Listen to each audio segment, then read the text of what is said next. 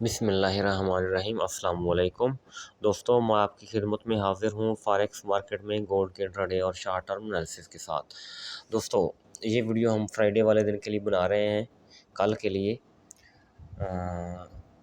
तो वीकली जो कैंडल है, अगर देखा जाए थोड़ा एहतियात से, तो जो प्रीवियस वीकली कैंडल है, तो मार्केट ने कल शाम यानी कल रात फेड मीटिंग में इसकी रिट्रेसमेंट कर दी हुई है।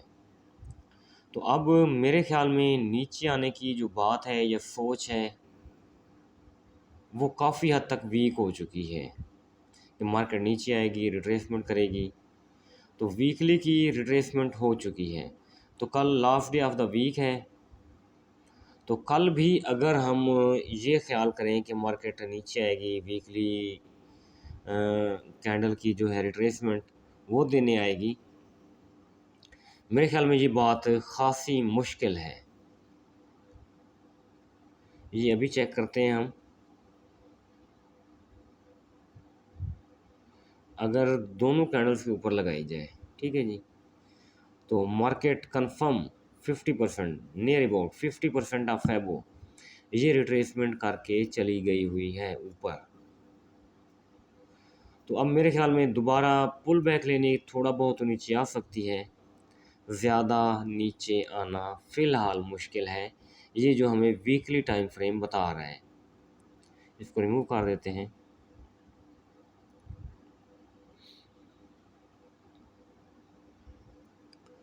तो डेली टाइम फ्रेम में आ जाते हैं वीकली के बाद।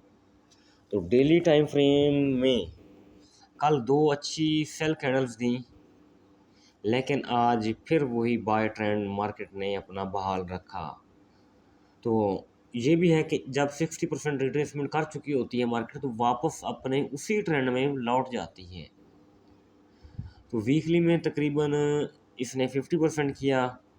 तो H4 में कल रात मैंने आपको लगा के दिखाया था कि कंप्लीट 60% रिट्रेसमेंट करके मार्केट ऊपर जा रही है। तो अगर 60 से नीचे मार्केट गिरती तो हम कह सकते थे कि मार्केट कुछ सेलिंग में है और हम किसी हद तक सेल करने की कोशिश भी करते। लेकिन मार्केट जब रिट्रेसमेंट कर चुकी होती है, लेवल कंप्लीट हो चुका होता है, तो मार्केट ने लामहल्ला अपने प्रीवियस ट्रेंड में लौटना होता है। और मार्केट ने सेम वैसा किया। प्रीवियस ट्रेंड इसका बुलिश था और वापस आज बुलिश ट्रेंड में लौट गई।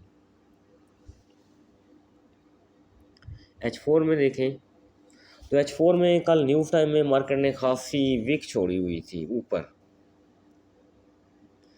अच्छा जी, मैं आप टेक्निकल बात करते हैं। ऑल टाइम हाई बनाया, तो आज मैं इतनी गुंजाइश देता रहा मार्केट को, या सिर्फ मैं इतना सोचता रहा कि मार्केट इस वीक को तो कम से कम फेल नहीं करेगी, क्योंकि ऑल टाइम हाई है।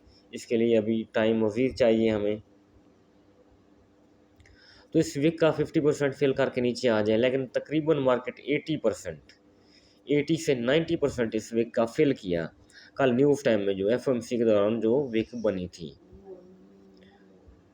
अच्छा जी, तो ये रूल होता है कि ऑल टाइम हाई की वीक को 50% 70% मार्केट फिल करती है, उसके बाद तेज़ी के साथ नीचे गिरती है।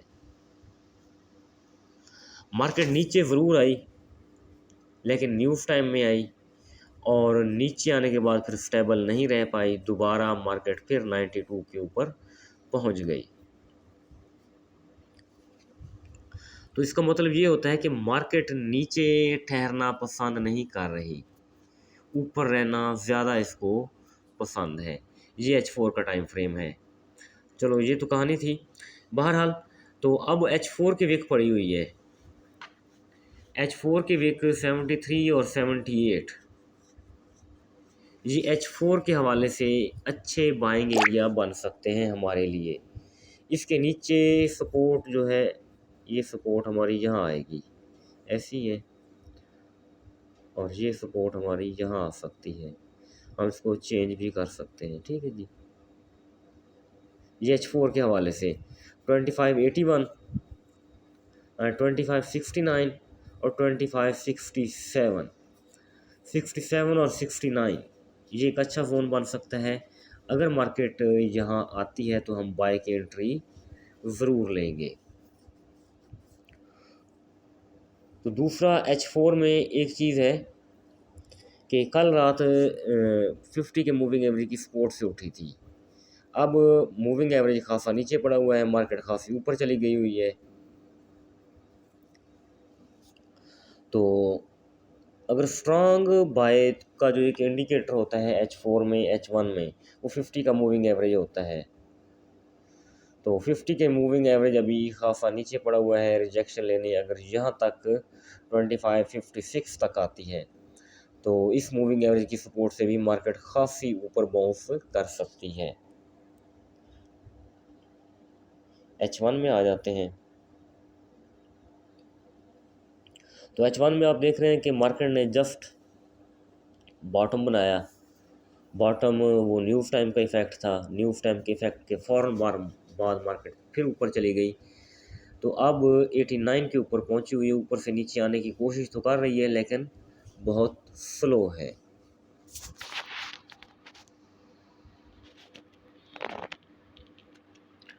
तो इधर हमारे पास ट्रेडिंग व्यू है।